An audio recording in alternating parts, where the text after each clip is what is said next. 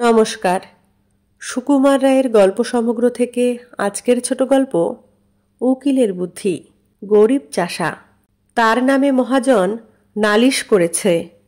বেচারা কবে তার কাছে 25 টাকা নিয়েছিল, সুদে আসলে তাই এখন 500 টাকায় দাঁড়িয়েছে। চাষা অনেক কষ্টে 100 টাকা জোগাড় করেছে, কিন্তু মহাজন বলছে 500 টাকার 1 পয়সাও কম নয়। দিতে না পারো তো জেলে যাও। সুতরাং চাষার আর রক্ষা নাই।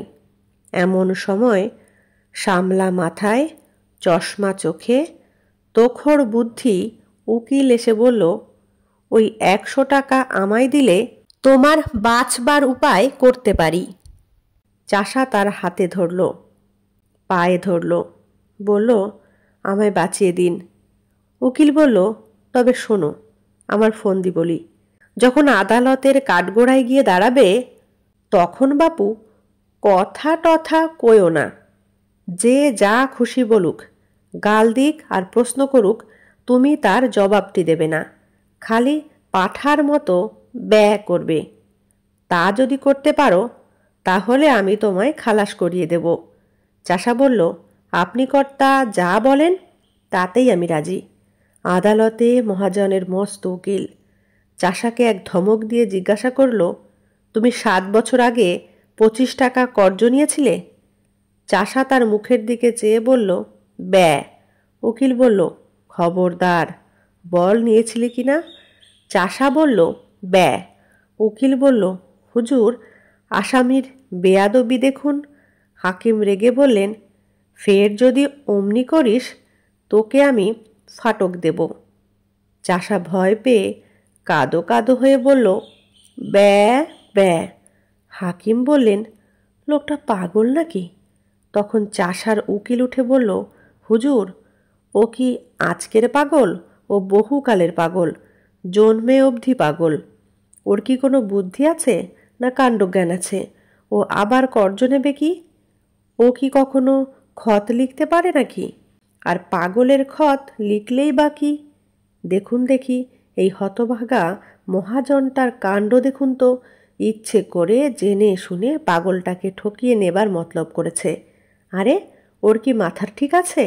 এরা বলেছে এইখানে একটা আঙুলের টিপ দে। পাগল কি জানে? সে অমনি টিপ দিয়েছে। এই তো ব্যাপার। দুই উকিলে ঝগড়া বেঁধে গেল।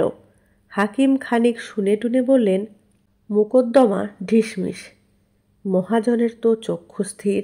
সে আদালতের বাইরে এসে চাষাকে বলল, আচ্ছা, না হয় তোর 400 ছেড়েই দিলাম, ওই 100 টাকাই দে। চাষা বলল, ব্যয়। মহাজন যতই বলে, যতই বোঝায়, চাষা তার পাঠার বুলি কিছুতেই ছাড়ে না। মহাজন রেগে মেগে বলে গেল, দেখে নেব আমার টাকা তুই কেমন করে হজম করিস। চাষা তার পোটলা নিয়ে গ্রামে ফিরতে চলেছে। এমন সময় তার উকিল এসে ধরল, যাচ্ছ কোথায় বাপু? আমার পাওনাটা আগে চুকিয়ে যাও। 100 টাকায় যে রফা হয়েছিল, এখন মোকদ্দমা তো জিতিয়ে দিলাম। চাষা অবাক হয়ে তার মুখের দিকে তাকিয়ে বলল, ব্যয়। উকিল বলল, বাপু হে, ওসব চালাকি খাটবে না, টাকাটি এখন বের করো। চাষা বোকার মতো মুখ করে আবার বলল, ব্যয়। উকিল তাকে নরম গরম অনেক কথাই শোনালো, কিন্তু চাষার মুখে কেবলই ওই এক জবাব। তখন উকিল বলল, হতভাগা গোমুখ্য, পাড়া গিয়ে ভূত, তোর পেটে এত শয়তানি কে জানে? আগে যদি জানতাম তাহলে পোটলা শুদ্ধ টাকাগুলো আটকে রাখতাম। বুদ্ধিমান উকিলের আর দক্ষিণা পাওয়া হলো না। ধন্যবাদ। কেমন লাগলো আজকের গল্পটি অবশ্যই কমেন্টে জানাবেন। ভালো লাগলে লাইক, কমেন্ট, শেয়ার করবেন। ধন্যবাদ।